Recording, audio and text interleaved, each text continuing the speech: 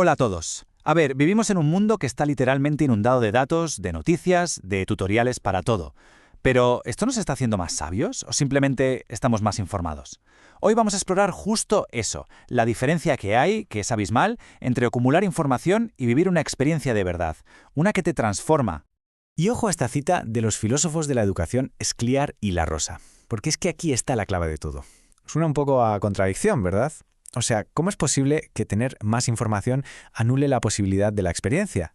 Pues bueno, precisamente esa es la paradoja que vamos a intentar desentrañar. Vamos a pararnos a pensar un segundo. Tenemos acceso a casi todo el conocimiento humano en el bolsillo. Podemos aprender lo que sea con un solo clic. Pero, ¿cuándo fue la última vez que algo de verdad nos pasó? Algo que nos sacudió, que nos cambió por dentro. Esa sensación de que esas cosas pasan poco es lo que vamos a investigar. Esta es la hoja de ruta. Primero, vamos a ver cómo es el mundo en el que vivimos. Luego, distinguiremos bien entre información y experiencia. Exploraremos qué hace falta para que una experiencia sea real, lo aplicaremos al mundo de la educación y cerraremos con una reflexión sobre qué significa aprender de verdad. Muy bien, pues primera parada, nuestro mundo actual. Un lugar que se define por una velocidad y una cantidad de información que no se había visto nunca. Y es justo este contexto el que, según los autores, hace que tener una experiencia auténtica sea casi imposible. Y estas son las barreras que nos lo impiden. El bombardeo de información y de opiniones nos tiene todo el día ocupados, sin un hueco para pararse a pensar. La velocidad nos empuja a no detenernos nunca. Y lo más importante, esa manía de querer ser siempre el sujeto de todo, el que controla, el que opina, el que actúa, nos impide ser objeto de una experiencia. O sea, dejar que algo simplemente nos pase y nos afecte. Vale, ya tenemos el escenario montado. Ahora vamos al meollo de la cuestión. ¿Qué es lo que de verdad distingue saber algo de haberlo experimentado? Porque no es lo mismo. Ni de lejos. Esta tabla lo deja súper claro. La información, por un lado, se posee, se controla, es algo externo. Es como, cómo añadir libros a una estantería. La experiencia, en cambio, te sucede. No la controlas, sino que te cambia. La información suma a lo que sabemos, pero es que la experiencia altera a quien somos. Ahí está la diferencia fundamental, ¿no? El salto del saber al ser. La propia palabra ya nos da una pista. Experiencia viene del latín y sugiere algo que nos atraviesa. No es un experimento que nosotros controlamos, sino un evento que nos pasa.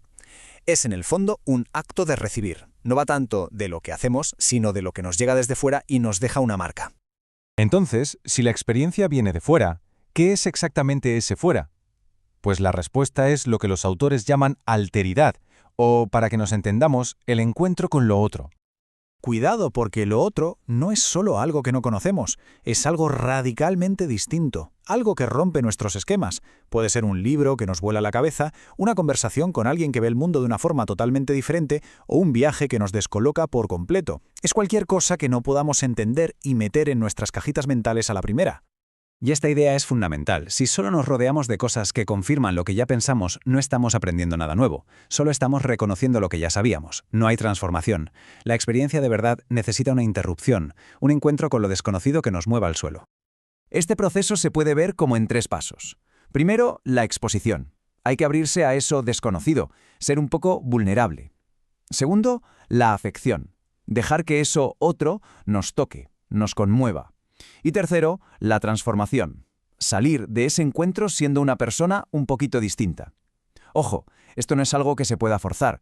Solo se pueden crear las condiciones para que, con suerte, ocurra. Bien, ¿y todo esto cómo lo llevamos al mundo de la educación, al día a día? Pues es aquí donde estas ideas, que parecen muy filosóficas, se vuelven súper prácticas y, la verdad, bastante revolucionarias.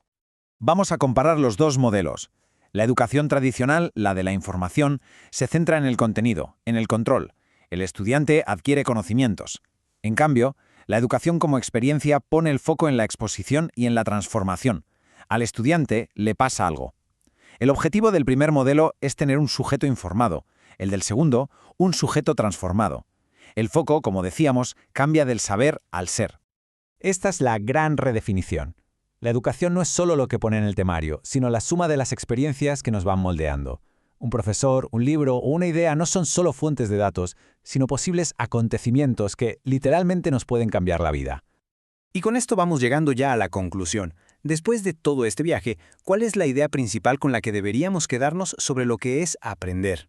El punto clave es este cambio de perspectiva. Aprender no es un acto de conquista, de ir a por el conocimiento, sino más bien un acto de receptividad.